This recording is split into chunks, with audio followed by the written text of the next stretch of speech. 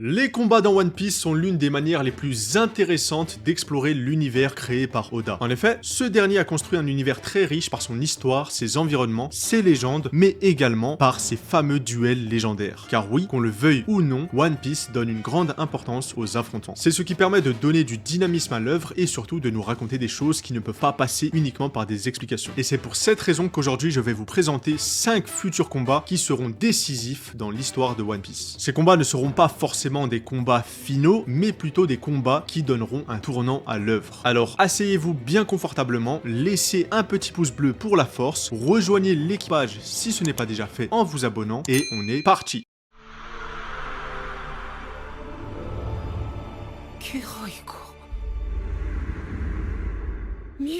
Usopp contre Yasop. S'il y a un Mugiwara à l'heure actuelle qui doit faire ses preuves, c'est bel et bien Usopp. L'homme au long pif est décevant depuis un très long moment. En effet, depuis l'arc Dressrosa où les gens le surnommaient God Usopp, ce dernier n'a absolument rien fait. Pire que cela, on a l'impression que ce personnage a régressé dans son développement. Car oui, lors de l'arc Wano Kuni, Usopp est revenu à son comportement de faiblard, à son comportement de trouillard. Et je sais que beaucoup me diront que c'est dans l'ADN du personnage, qu'il est là pour montrer que parmi les Mugiwara, il reste encore des gens humains, sauf que ça ne colle pas du tout avec ses prouesses passées. Usopp, c'est Sniper King. Désolé pour ceux à qui j'apprends ça. Usopp, c'est l'homme qui a osé dire non à son capitaine lorsque ses convictions ne s'alignaient pas avec lui. Usopp, c'est celui qui a vaincu Perona alors qu'il était mort de trouille. Bref, que l'on aime ou pas le personnage d'Usopp, il est temps de mettre un peu de respect sur son prénom. Et quelle est la meilleure manière de faire cela? En lui donnant un affrontement avec son père. Effectivement, dans tous les shonen classiques, c'est la même recette. Le héros ou les personnages secondaires doivent avancer dans l'aventure pour un jour surpasser leur figure paternelle. Et si pour Luffy, on a Shanks qui représente cette figure paternelle, Usopp a sûrement pris son propre père comme personne à dépasser. Car oui, ce qui fait de ce combat un match très intéressant, c'est le lore qu'il y a autour de la relation d'Usopp avec son père. Yasop, pour le présenter, c'est le sniper de l'équipage du Roux. Mais c'est surtout et avant tout un père qui a lâchement abandonné sa famille pour rejoindre une bande d'alcoolos. Et même si Usopp n'a pas forcément beaucoup mentionné sa relation avec son père, on peut imaginer qu'il a développé une certaine rancœur à son égard. Car oui, sa mère est morte très tôt et personne n'était là pour le guider. Pour moi, ce combat est gravé dans le marbre. Usopp et Yasop partagent des similarités au niveau de leurs compétences au combat. Ce sont tous deux des snipers d'élite. Et contrairement à un combat de pirate classique, un combat de sniper repose principalement sur les talents au acquis de l'observation. Et ça tombe bien puisque Usopp est parvenu à développer le acquis de l'observation sur Dressrosa. Ainsi, cet affrontement permettra non seulement à Usopp d'atteindre de nouveaux niveaux dans sa maîtrise de l'observation, mais surtout, cela lui permettra d'enfin enterrer la hache de guerre avec son père et d'aller vers l'avant comme un homme.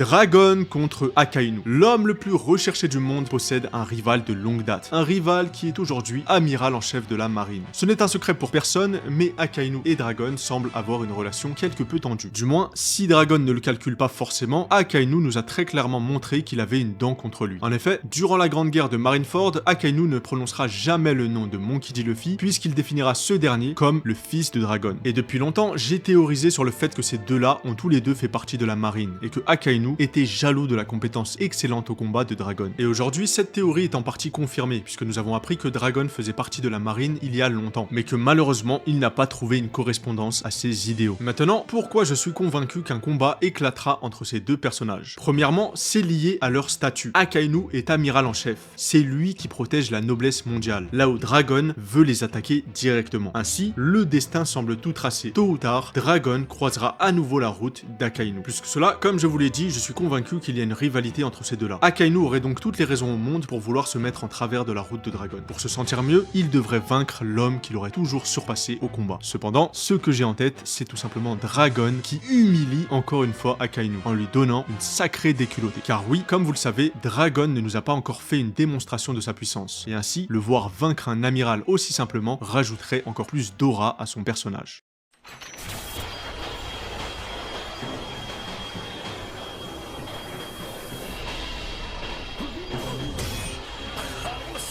Shanks contre Barbe Noire. Traquer quelqu'un pour le tuer n'est jamais une bonne idée, surtout quand le destin semble jouer en sa faveur. Si on pensait que Shanks était un personnage assez lucide et froid, il possède tout de même une faiblesse, la rancœur. Cette rancœur qui est affichée sur son visage constamment. Cette rancœur qu'il doit forcément voir tous les matins dans le miroir. Je parle bien évidemment de cette cicatrice que lui a laissée Barbe Noire lorsqu'il était plus jeune. À la fin de l'arc Wano, nous avons vu que Shanks était activement à la recherche de Teach. Et étant donné que Shanks n'est ni un marine, ni un grand corsaire ou un membre affilié au gouvernement mondial, du moins de ce que l'on sait aujourd'hui, je ne pense pas qu'il va aller voir Barbe Noire pour juste discuter. Non, si Shanks traque l'empereur des ténèbres, c'est pour le tuer, c'est pour se venger. Se venger de quoi? L'avenir nous le dira. Mais comme je vous l'ai dit plus tôt, traquer un homme qui arrive toujours à s'en sortir, ce n'est pas une bonne idée. Et Shanks a beau être quelqu'un de très intelligent, il y a très peu de chances qu'il parvienne à réaliser cet objectif. Plus que cela, il y a même très peu de chances qu'il s'en sorte vivant. Oui, c'est une théorie populaire, mais beaucoup voient Barbe Noire tuer Shanks de ses propres mains. Et personnellement, cette idée me semble réalisable, car la rivalité qu'il y a entre Barbe Noire et Shanks ne doit pas couvrir la plus importante, celle que l'empereur des ténèbres possède avec Luffy. Malgré cela, je ne suis pas un fan des morts dans One Piece. Alors espérons que Shanks retrouve sa lucidité et abandonne ce projet. Mais encore une fois, personne ne peut se mettre en travers de la route d'un homme et de son objectif.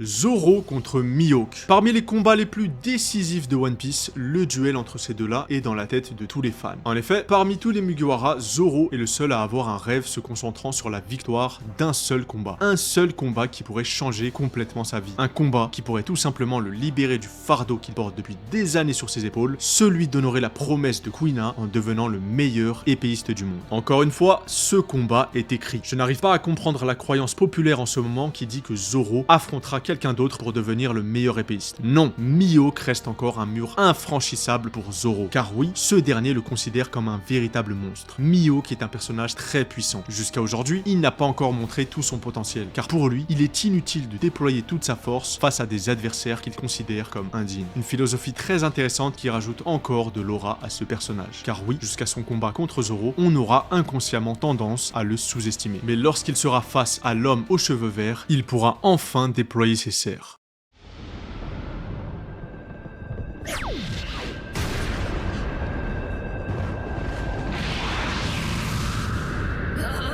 Luffy contre Imu. La passion et les rêves sont comme le temps. Rien ne peut les arrêter. Et il en sera ainsi tant que des hommes donneront un sens au mot liberté. Cette phrase surpuissante prononcée par Goldie Roger, l'homme le plus libre du monde, pourrait bientôt tomber dans l'oubli. Et comme vous le savez très bien, un homme meurt lorsque son souvenir tombe dans l'oubli. C'est pour cette raison que le combat de Luffy et Im est plus qu'un simple duel. C'est un combat idéologique. Un combat opposant la liberté, l'imagination et les rêves à la contrainte, à la censure et au cauchemar. Im a régné en maître sur ce monde durant plus de 800 ans. Ce roi maudit a veillé minutieusement à ce que chaque lumière naissant dans ce monde disparaisse. Et ce plan de longue durée pourrait bien atteindre son stade final, car le gouvernement mondial possède désormais entre ses mains Mother Flame, une arme leur permettant d'annihiler n'importe quelle île opposée à leurs idées. S'il y a bien un combat décisif dans One Piece, c'est celui-ci, car l'aube de ce monde ne pourra jamais se lever tant que les ténèbres gardent le contrôle. Ainsi, au sommet de la terre des dieux, Luffy devra déloger le démon responsable